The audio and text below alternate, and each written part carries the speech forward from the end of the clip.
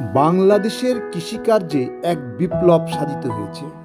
স্বাধীনতা উত্তর বাংলাদেশ কৃষিতে এতটাই ভালো করছে যে পৃথিবীর অনেক দেশের সাথে তুলনা করলে বাংলাদেশ অনেকটা এগিয়ে আছে। এটা একটা সবেদার টবে লাগানো বাগান। অনেক সবেদা এখানে দেখতে পাচ্ছি আমরা, গাছে ঝুলে আছে। আমরা বাংলাদেশের মানুষ একসময় চিন্তাও করতে পারতাম না যে এখানে আপেলের চাষ হবে, কমলার চাষ হবে, মালটার চাষ হবে।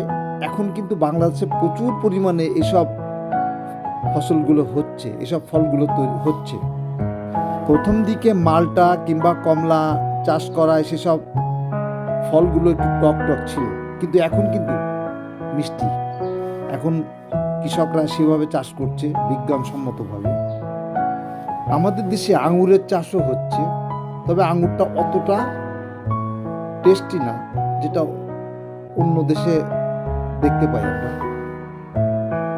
প্রিয় ভিউয়ার্স, আপনারা আপনাদের খালি জায়গাটা ফেলে রাখবেন না, কোনো না কোনো গাছের ফলের চাষ করবেন।